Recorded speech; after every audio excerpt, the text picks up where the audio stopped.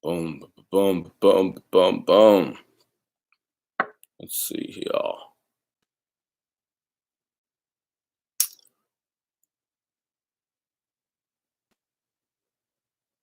Boom,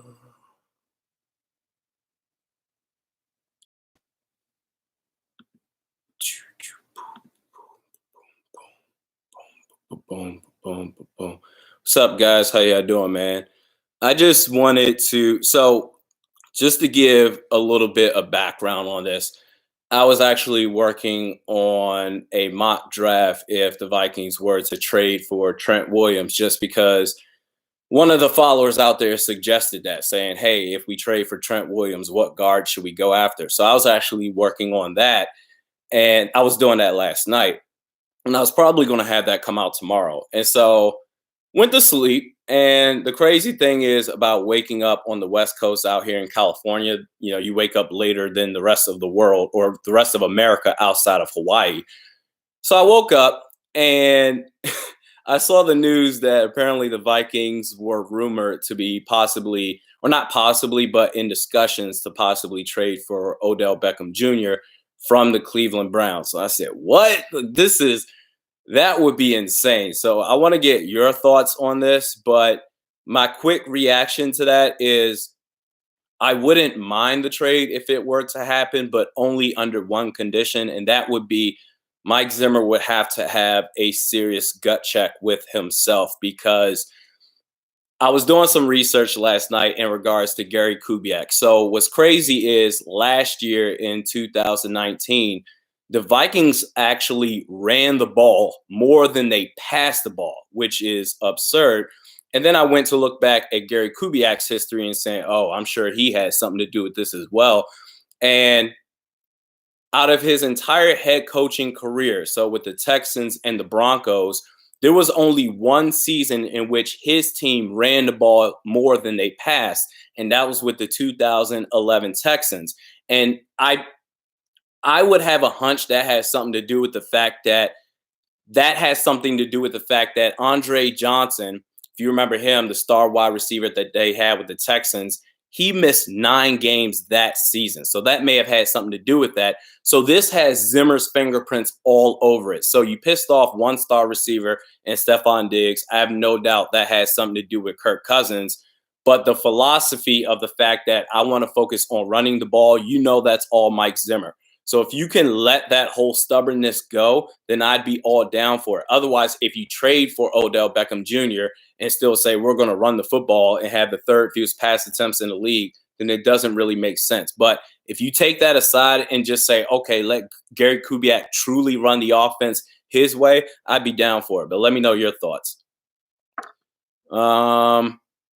Robert Griffin says, "How's the day been going, RR?" It's been going really good. Really, really good. Like I said, I was preparing for a mock draft just in case the Vikings traded for Trent Williams, but this definitely caught me by surprise, straight up.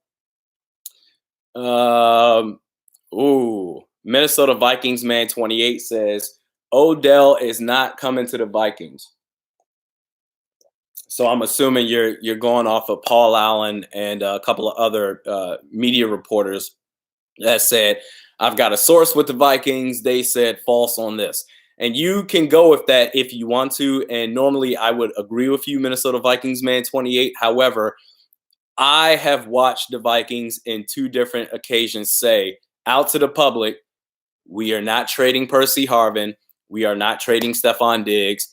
And in the case of Stephon Diggs, I took their word for it. And then, they traded them anyway. So I don't give these GMs and executive and sources and all, they make shit up all the time. I'm not saying they're going to trade for OBJ. At the same time, based on the Vikings history, I'm not taking a couple of blue check marks saying, "Oh, the Vikings, they're not going to trade. It's fake news. It's false." I'm not going to take their word for that either. I'm just going to sit back and wait to see what happens. Let's see.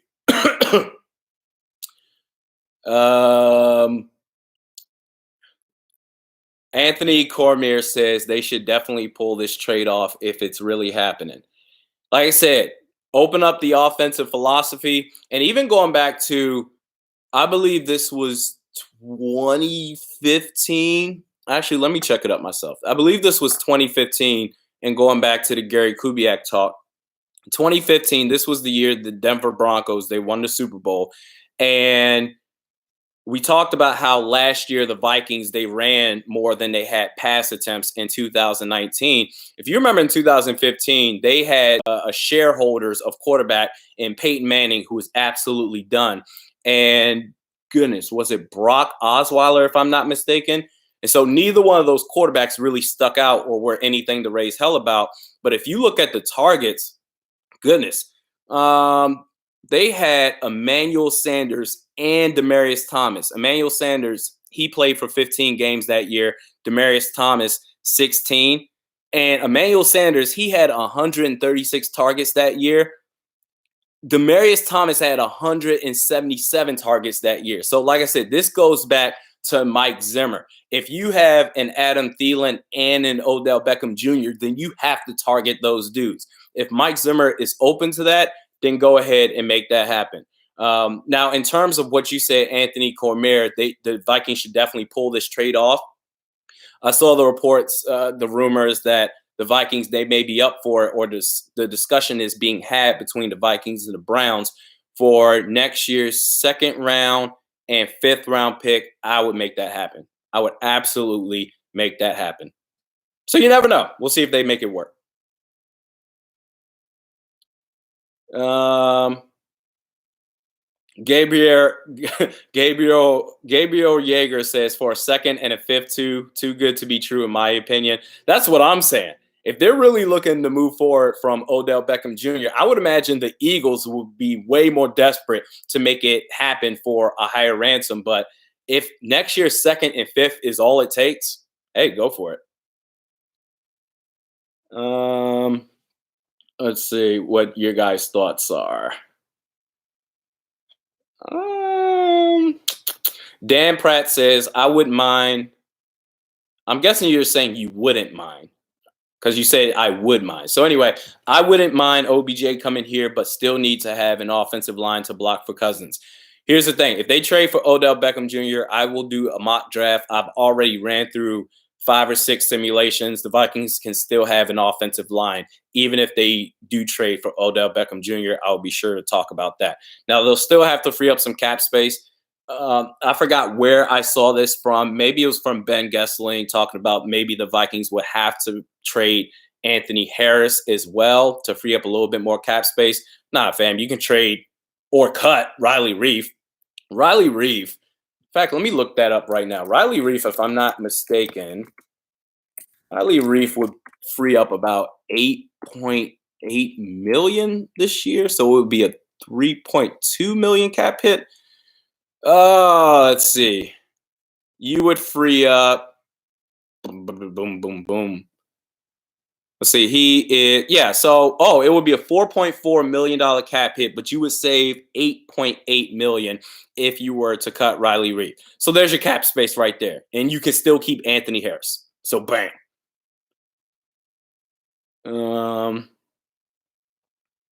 So boom, boom, boom, boom. Patrick Gusselli says, I'm not saying the line doesn't need upgrades. It does need upgrades. But Cousins sacks himself half the time. That much is true because he doesn't have the pocket awareness when the pressure is coming on for him. So knowing that this man is in his what? 6th or 7th year in the league, Kirk Cousins, he is who he is. He's not all of a sudden going to develop pocket awareness. So you need to build the best possible line around him and to give him a little bit, maybe an extra second and a half more than what he had last year. So that way he can eliminate some of those sacks that he gives on himself. Clayton Cox says, why would we go after OBJ when we are going to be a run first offense? Doesn't make sense. So I talked about that earlier, Clayton. If they're going to continue to be a run first offense, then this trade doesn't make sense. It just doesn't make sense at all. If they're going to open themselves up, because Gary Kubiak does not fall into that category. This is all on Mike Zimmer. Like I said earlier in this live stream, the Vikings, they ran the ball more than they passed last year. And this doesn't have any traction with Gary Kubiak in his history as a head coach with the Texans or the Broncos, except for in 2011 when Andre Johnson missed 9 games that year. So this is all Mike Zimmer. If they're going to continue to be a run-first offense, I agree with you. They shouldn't make this trade. However, if they're open, learn from your mistakes with Stephon Diggs. I believe some of it was Kirk Cousins, but obviously the offensive philosophy as well. Learn from your mistakes with that and say, okay, we have potentially another star receiver on this team. Let's not fuck up again for the second time. Crown Juice says, regardless of if the trade happens or not, we need a hell of a draft and fix the O-line. The O-line can still be fixed, OBJ or no OBJ. Let's see. Let's see what else you got. Keenan Nichols says, I guess you're replying to David. You said Reef is so bad. I wouldn't say he's so bad. I think Riley Reef is an average left tackle. He's going to give up some plays, but he also makes some plays as well. But because he's not a Tyron Smith or a prime Jason Peters, we look at him and say, oh, he sucks. He doesn't really suck. I don't think he's bad. I just think he's middle of the pack in terms of left tackles in the NFL.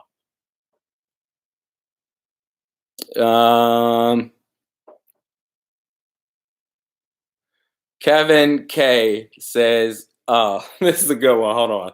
Kevin K says,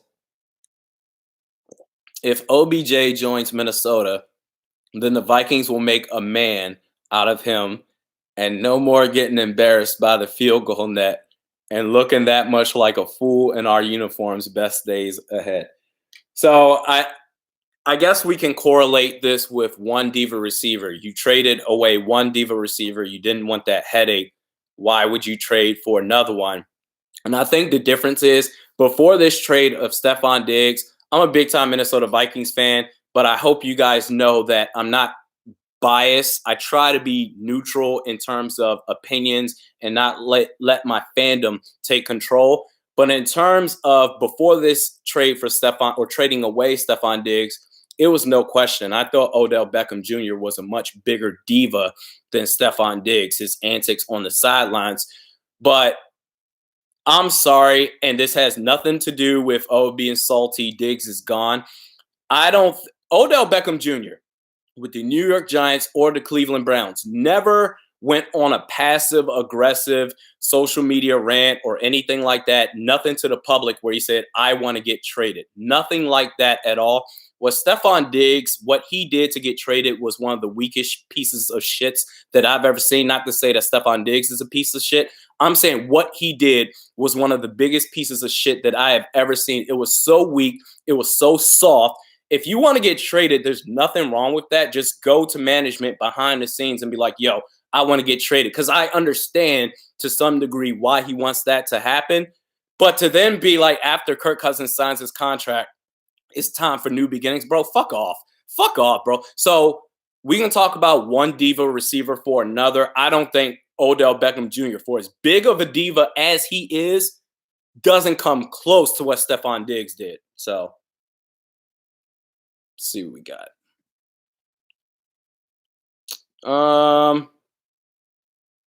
Boom, boom, boom. Marlon Goranson, I want you to elaborate this on a little bit more, Marlon. You said, would it be any different than Randy Moss? So tell me what you mean by that. Skull Production says, CMC, referring to Christian McCaffrey, just changed everything for the Vikings and Cook. I could not disagree more with that. I just did a podcast a couple of days ago on why the Christian McCaffrey deal means absolutely nothing. If you're Rick Spielman, if you're Rob Brzezinski, when it comes to a contract extension for Dalvin Cook, it means absolutely nothing. Agree, disagree. Where are we? Let's get a few more in. Legendary Bro Guido says, if he helps us win a Super Bowl, Randy, I'm guessing you're talking about OBJ. If he helps us win a Super Bowl, Randy, then let's do this. If he's happy, he won't be a headache. I agree. If Mike Zimmer is open up to balancing out the offense, I think this would be a really good move. And assuming the Vikings build up the offensive line through the draft, I think this could, because I was so ready, not being negative, but just ready to be like, this is going to be a down year, assuming a 2020 season happens. I was ready for this to be a down year, but if you get Odell, you build up the offensive line. Goodness, you address cornerback in the draft, defensive tackle. This could be a championship contending team. Let's see if they do that or not. Oh shit, Q Cox with the $5 bucket says, Randy, good luck to you and your channel. I see your Corona beard is well on its way. I don't see Vikings doing well this season. Too many holes. I appreciate that, Q Cox. I've been growing this beard actually before the whole Corona shit was going down. So now this is just an excuse to keep it going.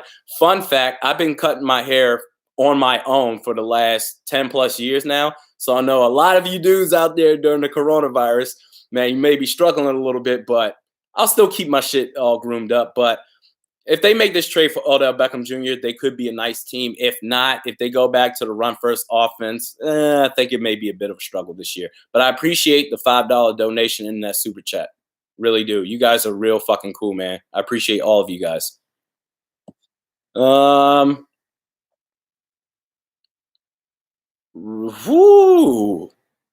Robert Griffin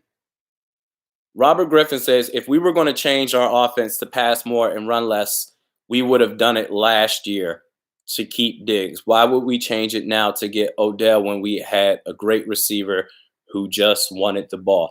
I think the disagreement we have there, Robert, is that last year the Vikings decided to do it off of goodness, because in 2018 we did make the playoffs and we were a super pass happy offense with John DeFilippo as our offensive coordinator. So Mike Zimmer saw that firsthand and said, fuck that, we need to run the ball more in 2019. So I think it was more of a knee-jerk reaction off of passing the ball so much in 2018. I think now the difference is you pissed off a star receiver, a top 10 receiver, go elsewhere to trade him elsewhere. You got embarrassed in the divisional round. A change needs to be made. So I think that's where the disagreement is this time going into 2020 opposed to going into 2019. Marlon. Okay, Marlon, you're back. He says, I do want OBJ. Reminds me of Randy Moss. Not to town to Randy. Randy, was he the greatest effort? But I kind of lost track of what you were saying there. My bad.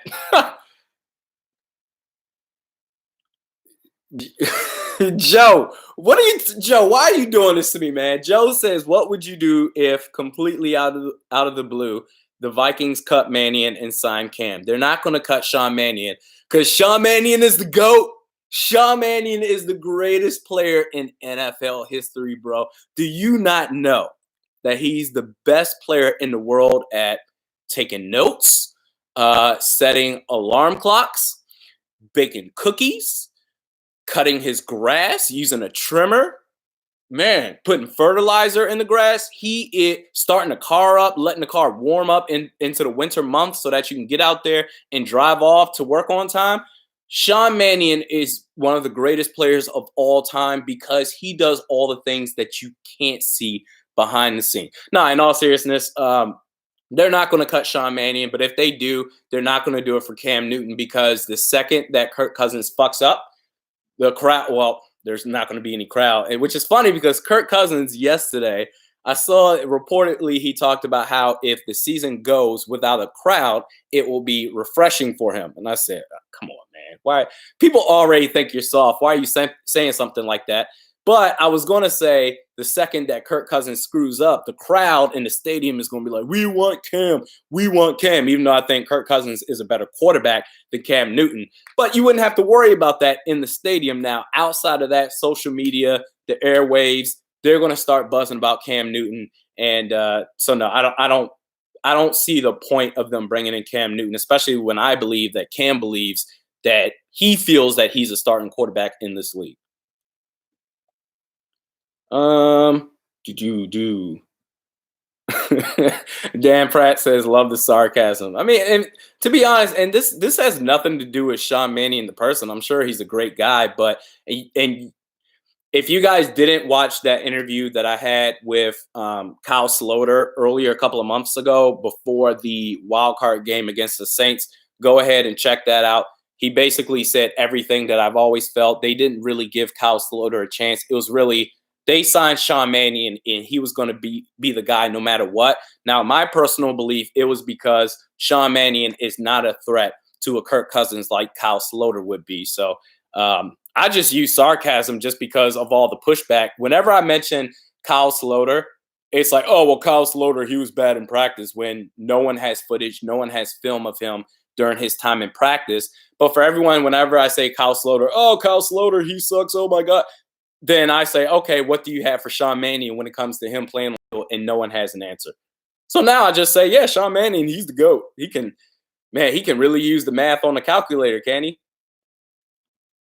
Um,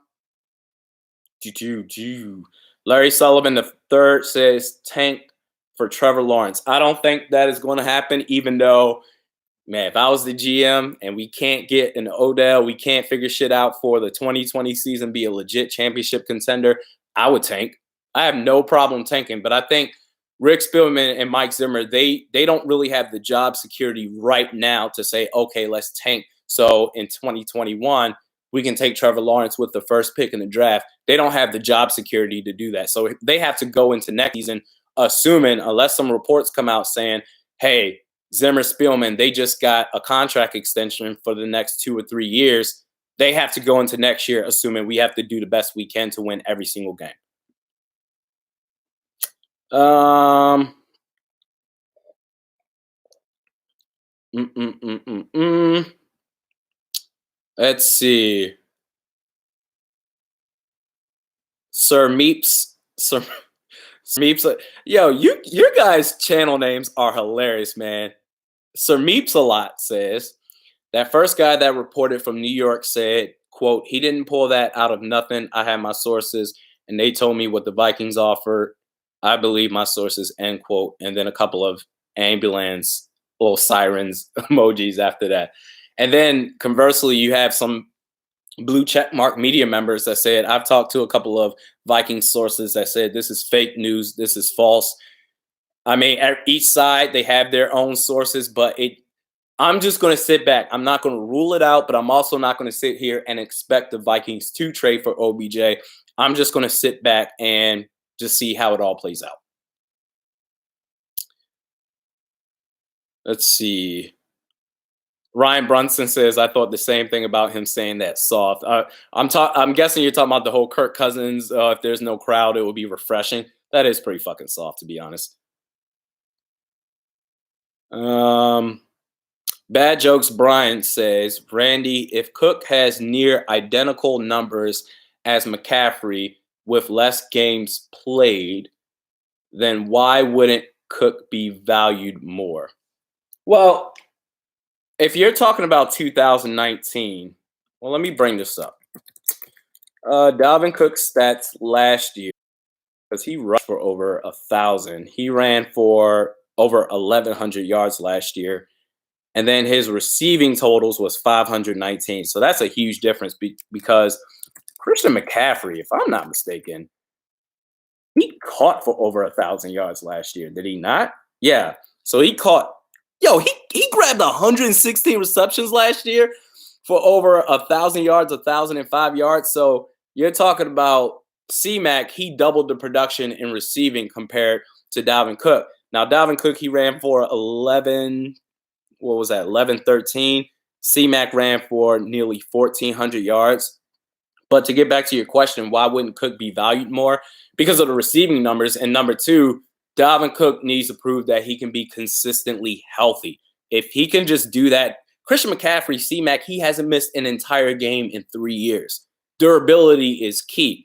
So if Dalvin Cook can play 14 games in 2020, then I give him a long-term extension. That's if he's even willing to play on his rookie deal going into next year, which chances are he may want a raise right now. So I have no idea how it's going to go. But hopefully that answers your question why, oh my gosh, we're not going to value Dalvin Cook as high as a Christian McCaffrey or even more just based off of that. Let's see. We'll do a couple more.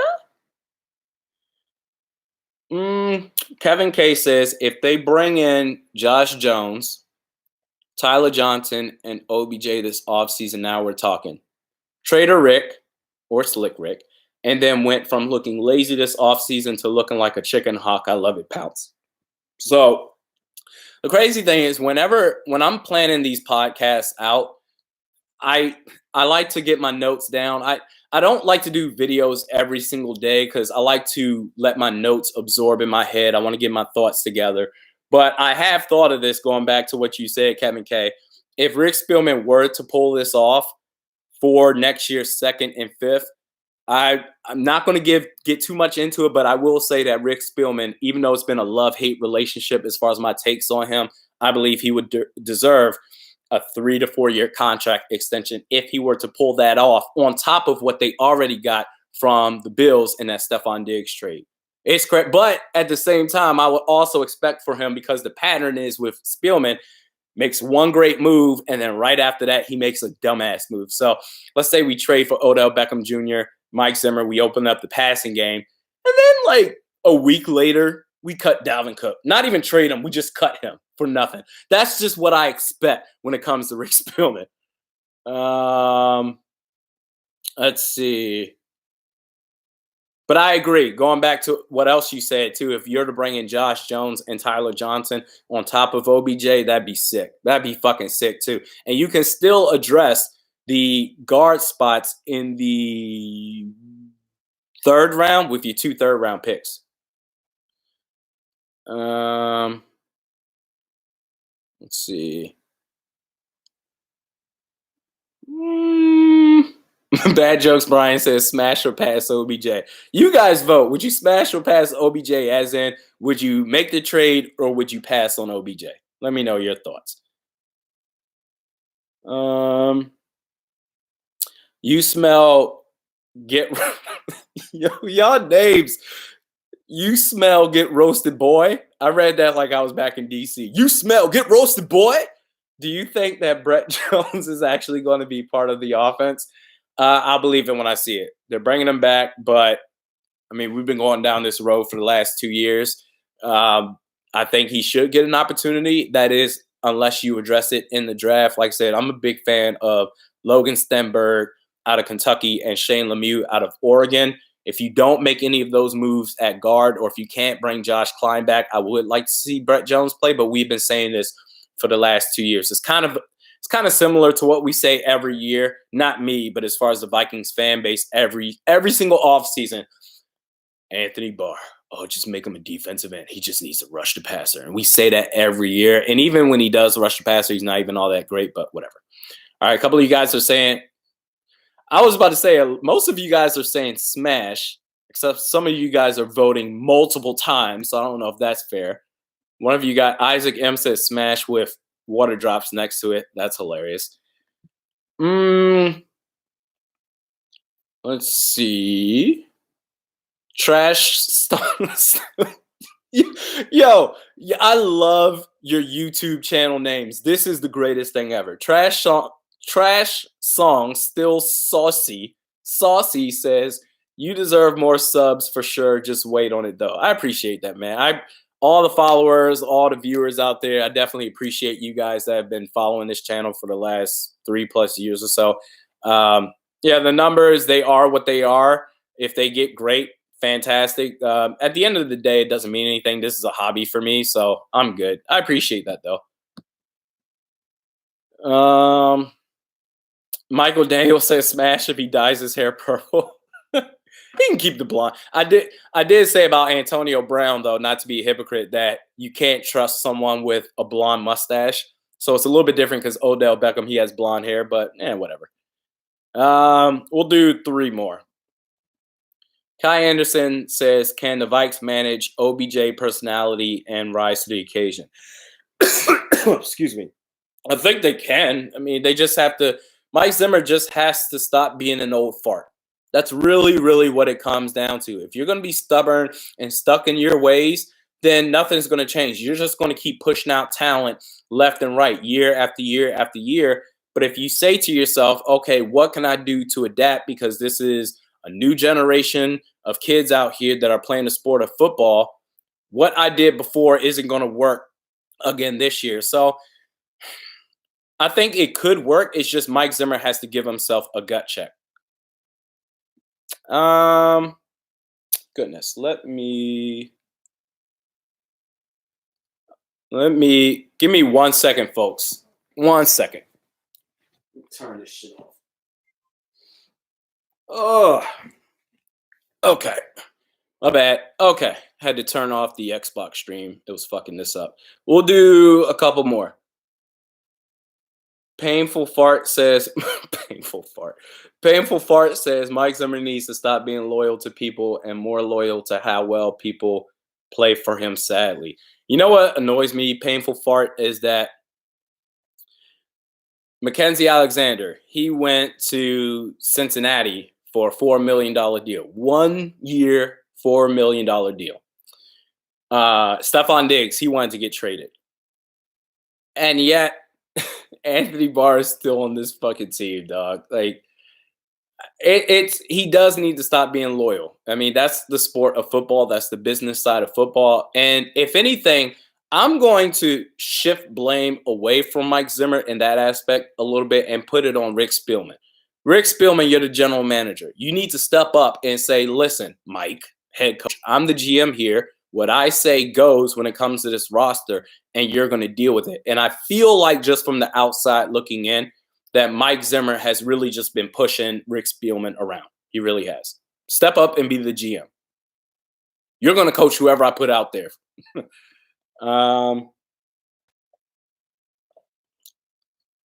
Let's see. Bad Jokes Brian. We'll do 2 more. I always say we'll do however many more, and I end up going longer, but it's fine. Bad Jokes Brian says, can you do a Q&A where we call in and ask our questions and have you answer in a podcast?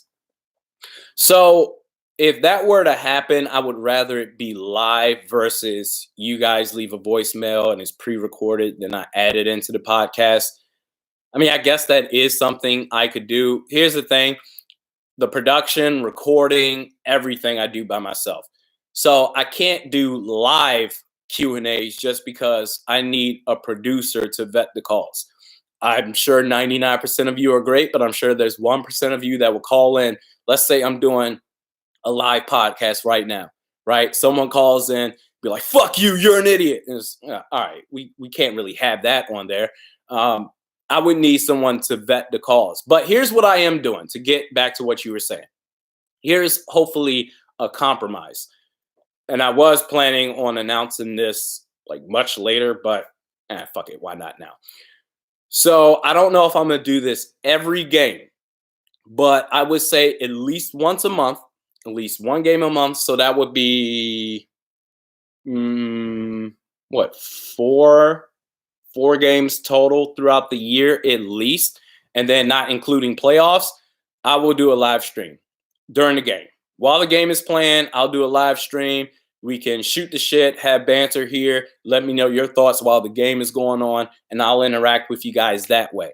I might do it every game this year, but it's with the schedule. I've got 2 kids. It may be a little tough, but at least once a month, I will be starting this season doing live stream games.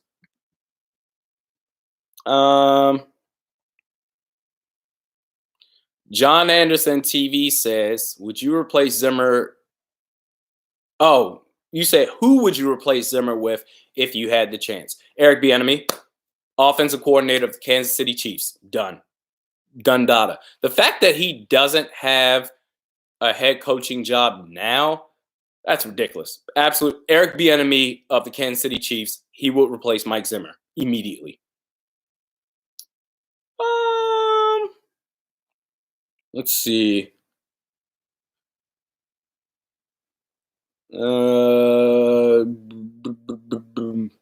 Josh Morrison says, would you trade for CJ Henderson or Andrew Thomas, most likely into the top 15? I would not trade for Andrew Thomas because I believe you can do just as good with either Josh Jones or Ezra Cleveland at 22 or 25.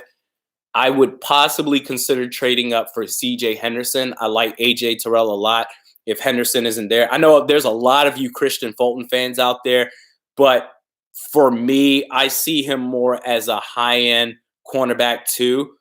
But CJ Henderson out of Florida, he's the only other cornerback outside of AJ Terrell that I look at and say, okay, he could be a beast. He's a lot better than AJ Terrell. He's a day one starter.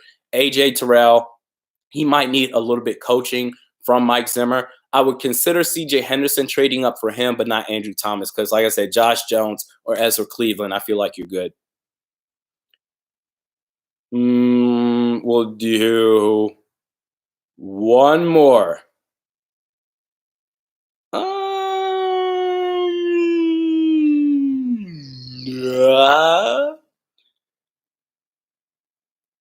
It's one more. I'm not going to say this name because that's fucked up. This random person says, did you see what the Vikings posted on Instagram about Barr? I did not. I did see on Twitter, and actually let me bring that up. I did see on Twitter what the Minnesota Vikings said about Anthony Barr, and I'm only assuming that they posted something similar on Instagram.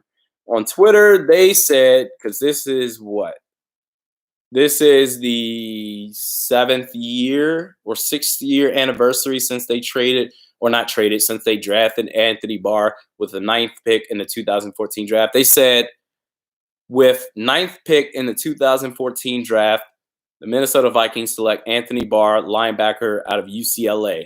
And then they also go on to say, and he's been a force for us ever since. So I'm assuming they said something similar like that on Instagram. I just love this man, Anthony Barr. His name has really carried him throughout his career. Because, I mean, I remember there was a segment, I believe this was on Good Morning Football on the NFL Network. Nate Burleson, he interviewed Anthony Barr, and I remember he hyped him up. You know how sports analysts, while they got a player on to interview them, they say, okay, and with me now, I have two-time Pro Bowler, first-team All-Pro, all this stuff. And Nate Burleson went something along the lines of, one of the best linebackers in the league, Anthony Barr. And I just laughed. He's one of the best linebackers in the league. No, he's not. No, he's not. He is just some guy. And quite honestly, he is, I don't even know if he's an average player. He might be a below average player if we're being really, really real. He's been a force for us ever since we drafted him with the 9th pick. No, he is not. So, yeah. One more question, because I got a little, that was funny. Sir Meeps a lot says, I like Eric Wilson more than Barr, so do I. And Shirley serious says, y'all dudes are hilarious, bro. But I'm gonna leave it at that. Let me know your thoughts. Anything else that you'd like to see, feedback for the show. Like I said, I appreciate all of you guys out there. I was going to do a podcast about a mock draft, assuming the Vikings were to trade for Trent Williams, and then this whole OBJ rumors section just came up. So decided to do a live stream about that just because I haven't done that in a couple of weeks. But if you want to see something in the show, I'm always down for feedback. Next podcast might do a podcast tomorrow or on Friday. We'll see you then.